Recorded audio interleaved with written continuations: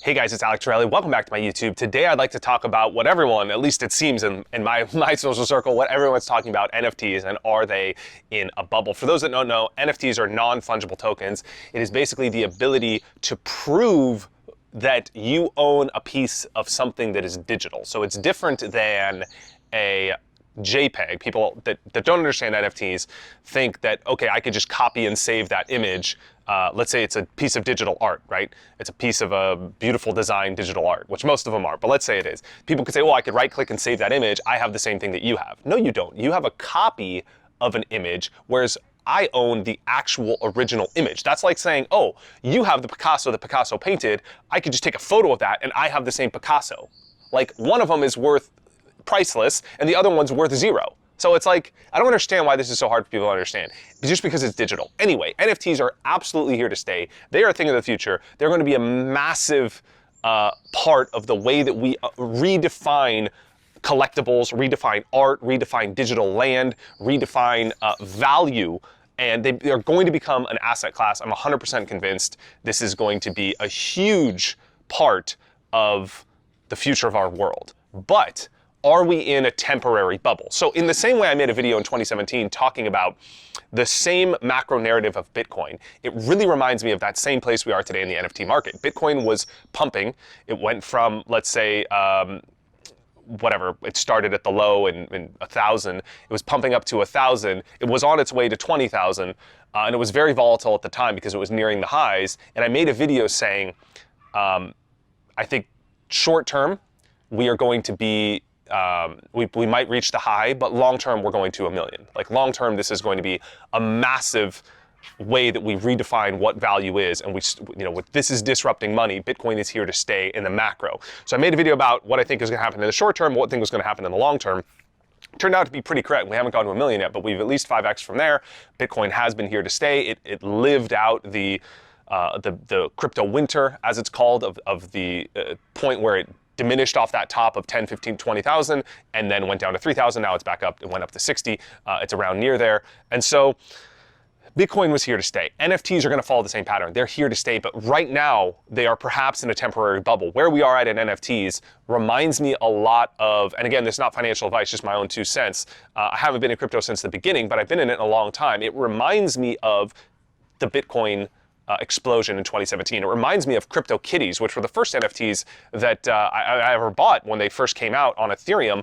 I think late 2017, early 2018. There were these things called crypto kitties, and they were basically these cats that you could mint. So you create a cat on the Ethereum blockchain, and you don't know the properties of this cat. It might breed with another cat, and if you breed the cats correctly, you might get like an amazing cat that's worth a lot of money because it has unique characteristics. It's kind of like going, when you were a kid, going to the card shop and opening a pack of 10 unknown basketball cards. You don't know what you're going to get. You might get a Kobe Bryant rookie card, or you might get like random cards that are worth less.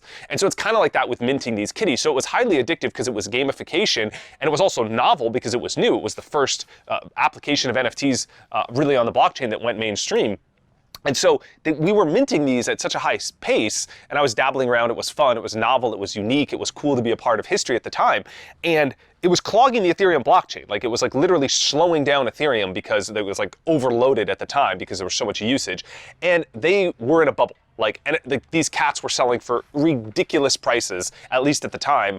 And you saw the escalation, the exponential growth of these prices, and then of course, CryptoKitties died. You saw the same thing in DeFi. In decentralized finance in the summer of 2020, DeFi summer, where you saw these DeFi protocols absolutely explode. They, YFI went from like 0 to whatever 30,000. I peaked at some usurious. Some extreme valuation in a very short time. Then what happened? It went down 90%, and then now it's back. It's here to stay. So DeFi's here to stay. NFTs are here to stay. Bitcoin's here to stay. Ethereum's here to stay. But it's in a temporary bubble, in my opinion. When you see, I saw a tweet the other day, this guy bought a JPEG, I call it a JPEG to mock NFTs, but he bought a NFT of a rock. And you've seen these pictures, or perhaps on the news, these like plain, seemingly trivial, ugly rocks. And I bought it for 1.7 ETH, which is maybe $5,000, $6,000. And he sold it for 400 ETH 10 days later.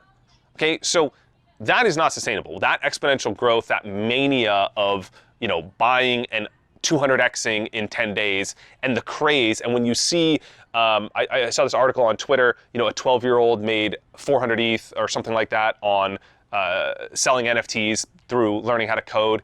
So you're seeing these articles get mainstream attention. When it hits the point of mania and the mainstream media starts talking about it, and you're perhaps watching this video because you were never interested in NFTs a year ago. I was collecting NFTs in 2020, buying digital art, and there was no attention around it. Like, I would call up these artists and talk to them on the phone, and it was novel, it was cool. I had a few friends that were doing it, but even my friends in crypto weren't into NFTs, and nobody was buying this art. Like, it wasn't trading, so you'd buy it for like 0.1 ETH, and it wasn't trading. And since then, I've gotten bids. So when I started to get bids on some of the art I bought, I started to realize, now there's random attention of people that weren't interested before. And the way to understand if we're in a bubble is look at the people, perhaps even yourself, be honest, audit your own self.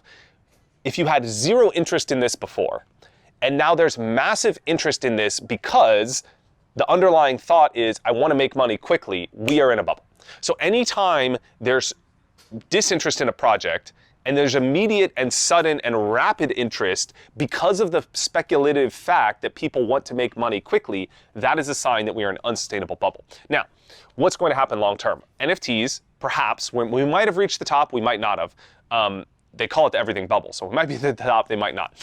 But NFTs, a lot of them, most of them will, it's kind of like the alts of 2017, the altcoins. Like 99% of them are going to be probably not worth much. A few of them that are really novel and that have a great community and that were scarce and started with certain properties are perhaps going to retain their value. So maybe the CryptoPunks, maybe the Chromie Squiggles, maybe those are going to retain some or all of their value. Maybe they're even going to appreciate.